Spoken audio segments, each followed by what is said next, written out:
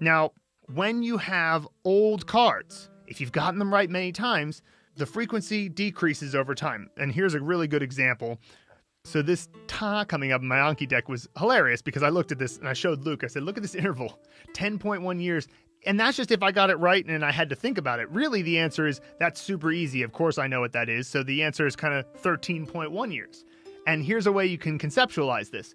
I thought, okay, well, if this is 13.1 years from now, what it's effectively saying is that if I stopped learning Chinese today, it would take 13.1 years for me to forget this. And even then, it would probably be a 90 to 95% likelihood that I would still remember. And I thought about that. I was like, yeah, that seems about right. That seems about right because, of course, this is a pronoun that I use all the time. It would take decades. It's in the decades realm for me to forget that. And so it's not going to waste my time with something I've completely mastered. See what I'm saying? And I'm sure that if I, get this right in 13.1 years, I'm sure it would be several lifetimes until it would come up again. And I wouldn't be worried about it at that point. And of course, one of the best parts about using SRS is there's absolutely no need to binge study.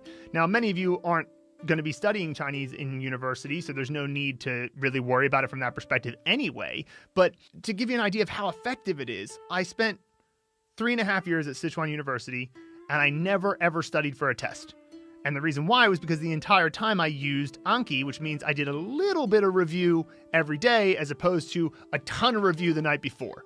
And I always got between 90 and 95% on my tests, which is suggestive of the 90 to 95% retention rate. Sure, it's anecdotal, but I never had to study, and I was able to do really well without putting that extra stress. And the other thing about study binges is they don't stick.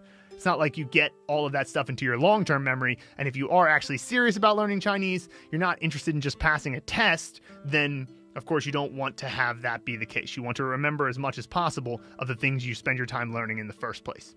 However, of course, a natural question to come up is how many new cards should I add per day? And this is really the key to how much time of your day Anki is going to take up. So if you add only one new card per day, then sure, it's going to be easy to finish your Anki every day because that's how Anki works. You try to get it down to 0 every day. Every 24 hours, it resets. So you want to try to get it down to 0 every day. If you had one card a day, easy peasy, no problem. You had 200 new cards per day, it's going to start to get stressful. So exactly how many new cards per day to add? Well, let's take a look at it. So you want to find a daily goal of cards that fits, your personality and how much time you're willing to spend on it. And those really are both important factors in this. So obviously I can spend an hour a day on it. So there's practical limitations, but then there's also, are you the type of person who would rather do a lot of passive learning through TV shows and podcasts and immersion and things like that? Or are you someone who's a little bit more like me and is like, well, I'm a bit introverted, so I'm going to try to do a bit more just sort of doing lots of Anki cards, researching things on my own, finding lots of audio, finding lots of sentences, and spending a lot of time on Anki. That matters as well. So you want to consider those when you're looking at your daily goals, but let's look at what actually is going to happen to your reviews depending on how many new cards you add. So suppose you're looking at our pronunciation mastery decks to review the material we talked about in class, and you're adding 10 new cards per day. Well, that means that you have 300 new cards per month. Always good to think about. Think about how many new facts are you going to get into your brain based on this amount. And so that can be sometimes motivating from a kind of like pursue the challenge, as it were. But you also want to remember that after you add 10 cards a day for, say, a couple of weeks, you're going to have an amount of reviews to do per day. And it's always a slightly different number, but it tends to even out somewhere between 55 and 80 reviews per day.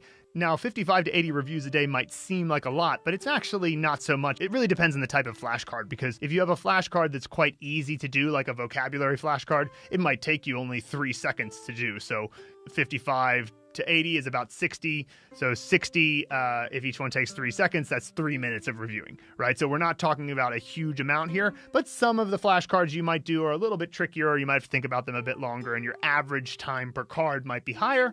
So if that's the case, you'll want to add fewer new cards per day than you would if it's a very easy deck. However, if you do 10 new cards per day, you're going to have about 55 to 80 reviews. Now, naturally, the more cards you add, the more it will increase your average daily reviews, but also increase the new cards you know per month. So, you can always try to balance those two things. And what I would say is that you have to find that medium that works for you. But this is how we are going to adjust how much time Anki takes per day. You have to do Anki every day. You gotta do it every day. Otherwise, the algorithm gets messed up. But that doesn't mean that you have to find it to be stressful, because you can just add fewer cards if you were finding it to become stressful. Now, apart from having to figure out exactly how many new cards you want to add per day, you also want to think about how to actually score yourself in the cards. This is a very important point about Anki. You judge yourself in Anki. It does not have an automatic yes or no algorithm behind it. You have to judge yourself. So first of all, sometimes people will be easy on themselves or hard on themselves. Try to find a good balance. If you get something right, click right, but if you get something wrong, don't act like you were right. It's not actually helping you to do that. Just hit wrong. It's okay. Now, the scoring of yourself is really just based on how you felt about it. Wrong is objective. I didn't get it right, so just hit the red button. It's always red for wrong. Now, the green button is always correct, and it's just normally correct. Not super easy, not super hard, just correct. And that's the default green button. And so regardless of whether it's a brand new card, which will show you 10 minutes in the green button, if it's a new card that's been shown to you for the second time in the same review session, the green button will be 1 day, so you'll see it tomorrow. Or if it's a review card like the one here at the bottom, then the green button will just be indicating whatever the algorithm says is the next amount of space needed to get to that 90% likelihood of remembering. But there's some other options you can choose. There's a far right side blue button, and that far right side blue button is what indicates that it was really easy. You didn't have to think about it too much. You were just like, oh, I know this is no problem. So that one you would hit very easy. However, in the review card, you'll notice that there's a left side blue button between the red and the green. It says 4 days there. That one essentially just means, I got this right, but I had to think about it. I was kind of scratching my head, but then it came to me. But I didn't get it fairly instantly. So you could think of it like this. Right side blue is instantaneously know the answer, super easy. Green is, I got the answer right, maybe I had to think about it for a second. Difficult, the left side blue, is, I got it right, but I really had to think about it. Maybe I even spent 5 to 10 seconds thinking about it. And then, of course, red is just wrong. So this is how you score yourself in Anki. And remember, you got to judge yourself. So just do it in such a way that is fair. Now, all of this attempt to think about how many new cards per day and how to score yourself is an attempt to find flow state. Now, if you've not heard of flow state before, it's essentially a state of mind where you're completely engaged with what it is that you're pursuing in that moment, whether it be studying Chinese or really anything. Could be writing, could be doing a sport. There are lots of situations where you can enter into this flow state. And a way I've heard it described before, which I think is very accurate, is that flow state is the spot between boredom and anxiety. And this makes sense because if you're really anxious about something, it's stressful. It's not a pleasant situation.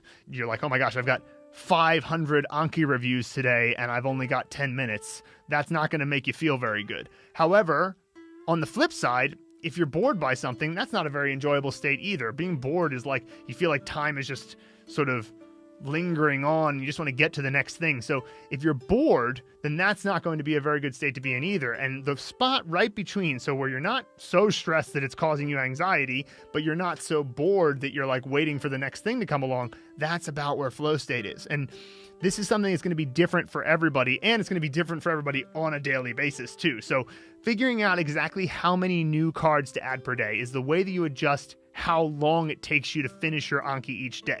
But here's the rule. Finish your Anki each day. If it's too much, lower your amount of new cards. If you're finding it to be too easy, aka you're starting to get bored with it, add new cards. And then you'll start to see more of a result. By seeing more of a result, you'll get more into it. And it's always going to be something that needs slight adjustment. So it's okay if, at the beginning you got a lot of head of steam and then you realize, it's starting to make me anxious, so I'm going to add fewer new cards per day. It's completely normal. It's completely normal to go through these stages. I started off adding very few new cards per day, and I slowly added more and more as time went on. At my busiest, I probably was adding close to 100 new cards per day, but that was when I was spending like 3 hours a day on it. So everybody's going to be a little bit different. Find your spot, find your flow state. And I'm telling you, SRS is going to make you remember. It's going to make you remember these facts. And hey, that's a good thing. So we'll see you in the next video.